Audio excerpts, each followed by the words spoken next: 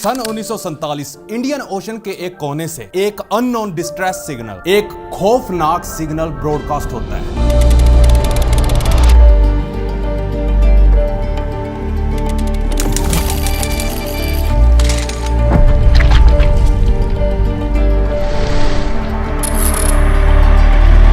जिसकी गूंज America, England, India, यही नहीं चाइना भी इस रहस्यमय सिग्नल को सुन एक बार के लिए पगला गया कि आखिर ये हो क्या रहा है। ये डरावना डिस्ट्रेस सिग्नल इंडियन ओशन के साथ साथ अटलांटिक, पैसिफिक और सदर्न ओशन में चल रही हजारों शिप्स के कैप्टन्स के इस सिग्नल को सुन रोंगटे खड़े हो गए। देखिए, जिनको नहीं पता, डिस्ट्रेस सिग्नल तब भेजा जाता है जब आप बहुत ही डेंजर में हो और आपकी जान पर बनना है। तो जब ये डिस्ट्रेस सिग्नल भेजा गया तो इंडियन ओशन से गुजर रही काफी शिप्स और इंटरनेशनल लिसनिंग स्टेशंस ने भी इस सिग्नल को सुना, और जब उन्होंने इस रहस्यमय सिग्नल्स के सोर्स को लोकेट किया तो सबकी एक बार के लिए सांस सूख गई। फिर फौरन एक सर्च पार्टी उस डिस्ट्रेस सिग्नल की ओर रवाना हुई ताकि पता चल सके आखिर मदद मांग कौन रहा है, वो भी इतना भयानक सिग्नल भेज के। लेकिन जब मदद वहां पहुंची तो मदद करने वाली शिप के लोगों ने कुछ ऐसा देखा जिसे देख उनका दिल छाती फाड़ बाहर आ गया। कईयों की तो पैंट गिली हो गई। उस भयानक नजारे को देख उस क्रू को वहां से दुम दबाकर भागना पड़ा। कहानी है एसएस ओरंग मैदान समुद्री जहाज की, और वो अननोन भयानक डिस्ट्रेस सिग्नल लगातार इसी जहाज से ब्रॉडकास्ट हो रहा था। आखिर ऐसा हुआ क्या था इस शिप पर जो उन्हें डिस्ट्रेस सिग्नल भेजना पड़ा? देखिए, यह केस एक ऐसी मिस्ट्री बन गया था जिसका जवाब आज भी लोग ढूंढ रहे हैं।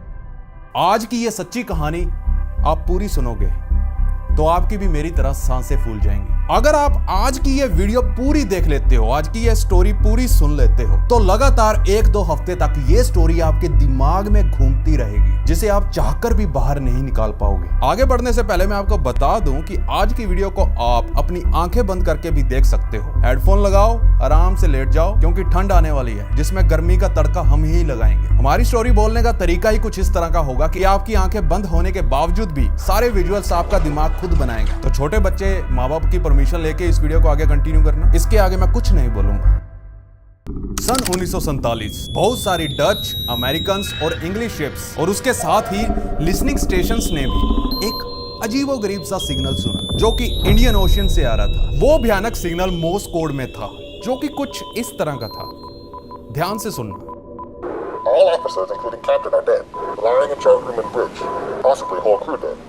इसको मैं ट्रांसलेट कर देता हूँ। यह बंदा मोर्स कोड में बोल रहा है, ऑफिसर और कैप्टन मर चुके हैं, चार्ट रूम और ब्रिज पर लाशें बिछी पड़ी हैं। मुझे लगता है पूरा क्रू मर चुका है। इस मोर्स कोड सिग्नल के कुछ सेकंड्स अभी बीते ही थे कि एक और मोर्स कोड उस शिप से भेजा गया।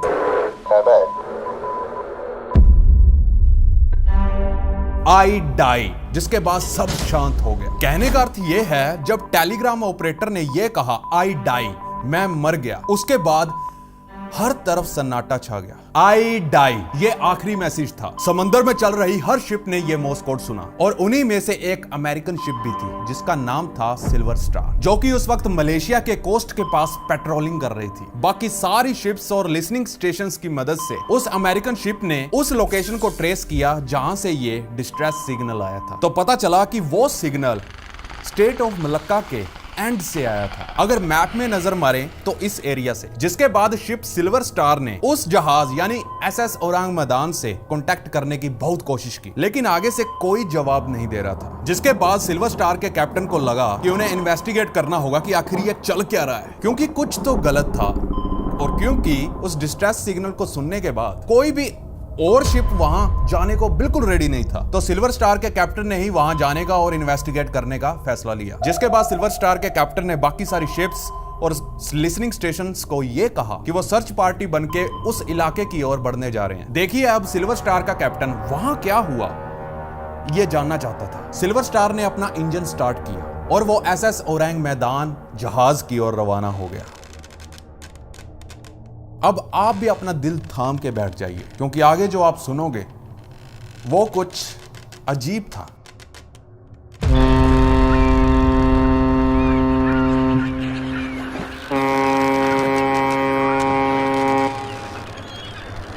काफी घंटों तक सफर करने के बाद सिल्वर स्टार के कैप्टन को अपनी दूरबीन से बहुत दूर एक जहाज दिखाई पड़ता है, जिसे देख उसे अपने एक्सपीरियंस से पता चल गया कि वो शिप बिल्कुल डेड हो चुकी है, यानी उसका इंजन खराब हो गया है, जो कि सिर्फ अब समुद्री लहरों के सहारे भटक रही है। देखिए, यह बिल्कुल भी अच्छा संकेत नहीं था, जबकि पहले से ही वहां से कोई डिस्ट्रेस सिग्नल मिला हो। अब सिल्वर स्टार जैसे जैसे उस शिप के करीब जाता जा रहा था, उन्हें वो शिप और भी ज्यादा डरावनी लगती जा रही थी, क्योंकि उस शिप पर एकदम सन्नाटा था। उसके ब्रिज पर जहां स्टीयरिंग व्हील होता है, वहां उन्हें कोई नजर नहीं आ रहा था और ना ही उन्हें कोई चलता फिरता इंसान नजर आया। देखिए, बात यह थी, अगर किसी शिप से स्ट्रेस सिग्नल आता है और उसका इंजन बंद पड़ जाए, तो उम्मीद तो यह की जाती है कि उस शिप के सभी लोग डेक पर आकर हाथ हिला हिलाकर मदद की पुकार लगाएंगे। लेकिन एसएस ओरंग मैदान के केस में ऐसा कुछ भी देखने को नहीं मिला। अगर कुछ देखने को मिला तो वो था सन्नाटा। देखिए, अब सूरज ढल चुका था और अंधेरे ने अपने पैर धीरे धीरे पसारना शुरू कर दिए थे, लेकिन एसएस ओरंग मैदान के जहाज पर ना कोई लाइट जली और ना ही कोई लैंप, बस अकेली शिप तैरे जा रही थी। डरावना मंजर था। सिल्वर स्टार के क्रू मेंबर्स ये सोचने लगे कि उस जहाज पर तो कोई है ही नहीं, तो क्या वो सिग्नल किसी प्रेत ने भेजा? सिल्वर स्टार के क्रू में डर का माहौल बन गया। उधर जैसे ही सिल्वर स्टार एसएस ओरंग मैदान के पास पहुंची तो उन्होंने प्रेशर विसल बजाई, यानी वो हॉर्न, और बहुत बार मोर्स कोड भी भेजे ताकि उनकी अटेंशन ग्रैब कर सके कि कोई तो होगा उस शिप पर जो उन्हें रिप्लाई करे। लेकिन हर तरफ शांति थी और उस शांति में वो लहरों की आवाजें उस माहौल को और भी ज्यादा डरावना बनाई जा रही थी। कुछ समय की साइलेंस और वियर्डनेस के बाद सिल्वर स्टार के कैप्टन ने कहा कि बहुत हुआ, हम ऐसे चुप करके उनके रिस्पॉन्स का वेट नहीं कर सकते, हमें उस जहाज पर जाना ही होगा। उधर क्रू की टांगें कांपती जा रही थी, वो अपने पैर आगे बढ़ाने से झिझक रहे थे। फिर कैप्टन ने चिल्लाते हुए ऑर्डर दिया कि उन्हें एसएस ओरंग मैदान पर चढ़ाई करनी ही होगी और देखना होगा कि आखिर वहां हुआ क्या। कैप्टन और क्रू मेंबर्स को शिप पर चढ़ने से पहले ही ये आभास हो गया था कि उन्हें उस शिप पर कुछ बहुत ही बुरा देखने को मिलेगा, क्योंकि उन्हें पहले ही बहुत सारे रेड फ्लैग्स देखने को मिल गए थे। वो कुछ बुरा होने का अंदाजा लगा रहे थे, लेकिन मुझे नहीं लगता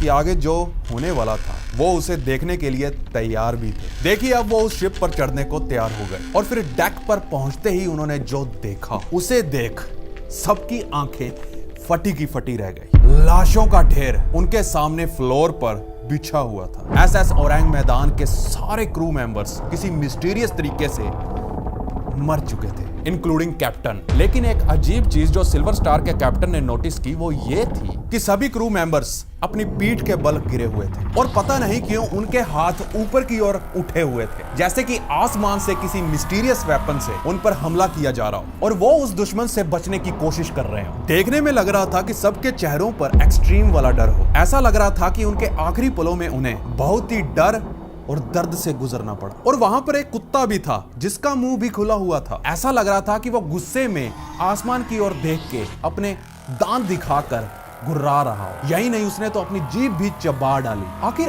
आसमान में ऐसा था क्या? क्योंकि सबके मरने की पोजीशन सेम थी। सब लोग मरने से पहले ऊपर की ओर देख रहे थे और अपने हाथों से उस चीज से बचने की कोशिश कर रहे थे। उधर सिल्वर स्टार के क्रू मेंबर्स ये सब कुछ देख के भौचक्के रह गए। उनकी टांगे कांपने लगी और फट के हाथ में आ गई। वो उन लाशों को देखे जा रहे थे, उनकी नजर तो उन लाशों से हट ही नहीं रही थी, मानो जैसे वो वहीं पर पॉज हो गए। दे वर लाइक ये हो क्या रहा है। जिसके बाद वो ब्रिज पर गए, वहां भी उन्हें ढेरों लाशें मिली, जो कि बेसिकली सब लोग उसी पोजीशन में थे, हाथ ऊपर की ओर, नजरें ऊपर, मुंह खुला हुआ और लेटे हुए। और वही जो बंदा डिस्ट्रेस मोर्स कोड सिग्नल भेज रहा था टेलीग्राम से, वो भी मरा पड़ा था। लेकिन उसकी पोजीशन ऐसी थी, वो टेलीग्राम मशीन पर झुककर बैठा हुआ था और अभी भी उसकी उंगली टेलीग्राफ मशीन पर ही थी जहां से वो मोर्स कोड भेज रहा था। और वो अकेला बंदा था जो हाथ ऊपर करके जमीन पर नहीं लेटा था। वो डिस्ट्रेस सिग्नल भेजता भेजता ही मर गया, लेकिन उसकी आंखें बंद थी, जैसे कि वो कुछ नहीं देखना चाहता हो, जैसे कि उस चीज को देखने से ही मौत आती है। वहीं कुछ क्रू मेंबर्स नीचे शिप के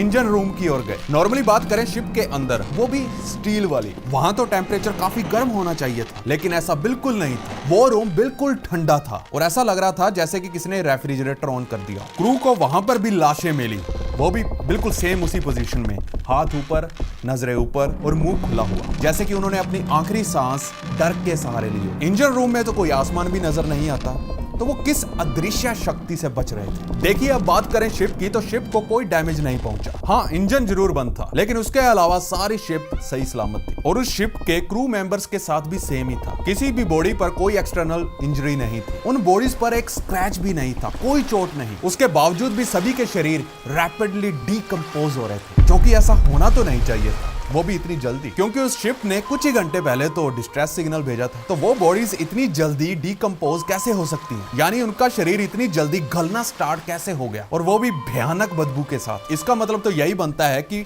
वो चीज यानी वो शक्ति ऐसा बिल्कुल नहीं चाहती थी कि कोई सबूत पीछे छूटे। जिसके बाद सिल्वर स्टार के कैप्टन ने सभी चीजों को ध्यान में रखते हुए यह डिसाइड किया कि उन्हें इन बॉडीज को नहीं छेड़ना चाहिए, क्योंकि उन्हें नहीं पता, क्या पता उन बॉडीज को टच करने से कोई बीमारी फैल जाए। कैप्टन ने उन बॉडीज को ना छेड़ने का ऑर्डर दिया और उस शिप यानी एसएस ओरंग मैदान को टो करके ले जाने का फैसला किया, ताकि वो ये सब कुछ अपने देश ले जाएं और किसी एक्सपर्ट को सौंप दें, जिससे वो एक्सपर्ट्स फिगर आउट कर सकें कि एसएस ओरंग मैदान के क्रू के साथ एक्चुअली में ऐसा हुआ क्या था कि सभी एक ही पोजीशन और सिमिलर सिम्टम के साथ मर गए। जिसके बाद उन्होंने टो लाइन अटैच की। फिर सिल्वर स्टार के कैप्टन ने जहाज को आगे बढ़ाने का सिग्नल दिया। एसएस ओरंग मैदान को खींचने पर ऐसा लगा जैसे कि वो बहुत बड़ा और भारी जहाज हो, लेकिन एक्चुअली में ऐसा कुछ था नहीं। फिर भी सिल्वर स्टार को एसएस ओरंग मैदान को खींचने में पूरा जोर लगाना पड़ा। प्रोपेलर की फुल स्पीड करने के बाद जैसे ही जहाज आगे की ओर बढ़ने लगा कि तभी एसएस ओरंग मैदान के अंदर से धुआं निकलने लगा। ये देख क्रू मेंबर्स डर गए और उन्होंने जल्दी से टो लाइन को काट दिया और अपने जहाज पर वापस आ गए। कुछ ही सेकंड्स बीते थे, ओरंग मैदान जो कि बिल्कुल शांत लहरों के साथ खड़ा था, उसमें से अचानक एक बहुत ही बड़ा ब्लास्ट होता है।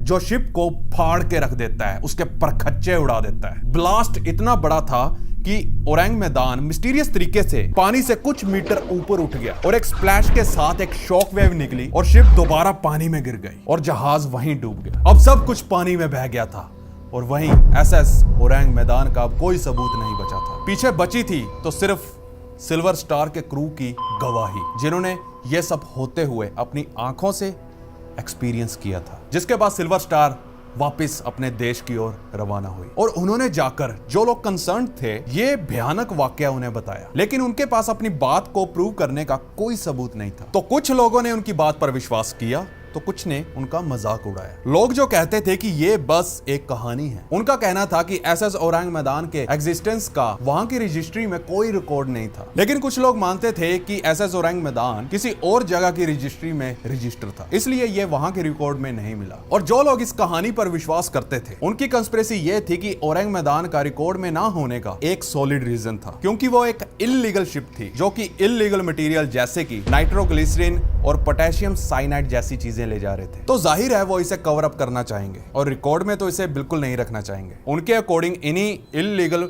मटेरियल्स के लीकेज के कारण यह सब ट्रेजेडी हुई और किसी तरह जब सिल्वर स्टार के क्रू ने टो करके एसएस ओरंग मैदान को खींचा होगा और उसी झटके के कारण ही शायद वो एक्सप्लोजिव डेटोनेट हो गए, जिसके बाद धमाका हो गया होगा। देखिए, कंस्पिरेसीज पर तो मैं बिलीव नहीं करता और आपको भी नहीं करना चाहिए, बकवास होती है, क्योंकि यह कहानी अपने पीछे कुछ सवाल छोड़ के जाती है, जैसे कि सिल्वर स्टार का क्रू इन केमिकल्स के एक्सपोजर से कैसे बचा, जो कि बचना तो बिल्कुल नहीं चाहिए था। खैर, सिल्वर स्टार के क्रू मेंबर्स ने एसएस ओरंग मैदान का कोना कोना देखा था, लेकिन उन्हें कोई भी केमिकल्स या विस्फोटक नहीं मिले। और जो लोग ये कहते थे कि एसएस ओरंग मैदान नाम की कोई शिप नहीं थी, तो सुनो, उस शिप के होने का यह भी एक सबूत था कि उस दिन काफी सारी इंटरनेशनल शिप्स और लिसनिंग स्टेशंस ने एक ही तरह का डिस्ट्रेस सिग्नल रिपोर्ट किया, ना कि केवल सिल्वर स्टार ने, और यह सिग्नल काफी क्लियर और यूनिक था। दूसरी बात यह है कि यूएस कोस्ट गार्ड ने एक क्रेडिबल पब्लिकेशन में इस केस पर एक स्टोरी पब्लिश की थी, जो कि इस इंसिडेंट के 5 साल बाद पब्लिश हुई थी। और तीसरी बात यह